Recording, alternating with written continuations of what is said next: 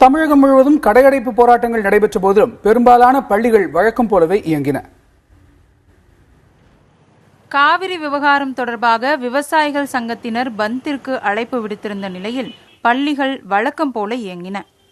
தனியார் பேருந்துகள், சில ஆட்டோ சங்கங்கள் வேலை நிறுத்தம் அறிவித்திருந்த நிலையில் பள்ளிகள் இயங்குமா என்ற சந்தேகம் பெற்றோர், மாணவர்களிடையே ஏற்பட்டது. பொது வினாத்தாளுடன் கூடிய காலாண்டு தேர்வுகள் நடைபெற்று வரும் சூழலில் மாணவர்கள் விடுப்பு எடுத்துக் கொள்ளும் நிலையும் இல்லை.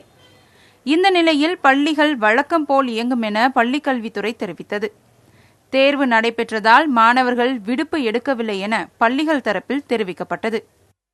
இன்னைக்கு எங்கனாலும் பந்துன்னு சொன்னாங்க. ஆனால் எங்கள் ஸ்கூல் இன்னைக்கு வழக்கம் போல் நடந்துச்சு. நாங்கள் நல்லபடியாக டெஸ்ட் எழுதிட்டு இப்போ நாங்கள் வீட்டுக்கு கிளம்பிக்கிட்டு இருக்கோம். சாயங்காலம் கோச்சிங் சொன்னாங்க. கோச்சிங் முடிச்சுட்டு நாங்கள் இப்போ வீட்டுக்கு கிளம்பிக்கிட்டு இருக்கோம். இன்னைக்கு ஏதோ பந்துன்னு என்னெல்லாமோ சொல்லிட்டு இருந்தாங்க. ஆனால் எங்களுக்கு அப்படி எதுவும் தெரியல. நாங்கள் நல்லபடியாக எக்ஸாம் முடிஞ்சு எல்லா பஸ்ஸெல்லாம் ஓட தான் செய்து நாங்கள் நல்லபடியாக எக்ஸாம் முடிஞ்சு வீட்டுக்கு போயிட்டு இருக்கோம். நாங்கள் 12th கம்ப்யூட்டர் சயின்ஸ் படிக்கிறோம். எங்களோட எக்ஸாமை நாங்கள் நல்லபடியாக கம்ப்ளீட் பண்ணிட்டோம்.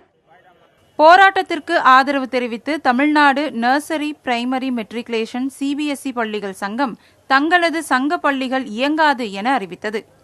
அனைத்து தனியார் பள்ளிகளும் இந்த சங்கத்தின் கீழ் இல்லை என்றாலும் சுமார் 18,000 பள்ளிகள் இருப்பதாகவும் அவை இயங்காது என்றும் சங்கம் தெரிவித்தது.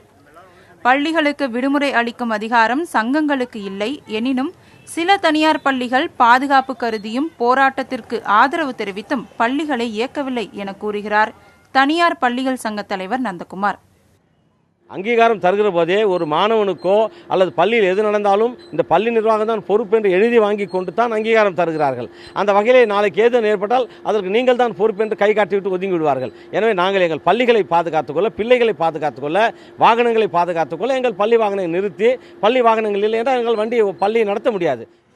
ஆனால் பள்ளி கல்வித்துறை சார்பில் 250 தனியார் பள்ளிகளும் 2 கன்னட சங்க பள்ளிகள் மட்டுமே இயங்கவில்லை என தெரிவிக்கப்பட்டுள்ளது. இன்று இயங்காத பள்ளிகளுக்கு வேறு வினாத்தாள் வழங்கப்பட்டு தேர்வு மற்றொரு நாளில் நடத்தப்படும் என பள்ளிக் கல்வித்துறை தெரிவித்துள்ளது. காவிரி விவகாரத்திற்காக விவசாய சங்கங்கள் அழைப்பு விடுத்த போராட்டத்திற்கு சில தனியார் பள்ளிகள் ஆதரவு தெரிவித்து பள்ளிகளை இயக்காமல் இருந்தாலும் ஒட்டுமொத்தமாக பள்ளிகளின் செயல்பாடுகளை இந்த கடையடைப்பு போராட்டம் பாதிக்கவில்லை என்றுதான் சொல்ல வேண்டும். புதிய தலைமுறைக்காக ஒளிப்பதிவாளர் செந்தில்குமரனுடன் அபிநயா.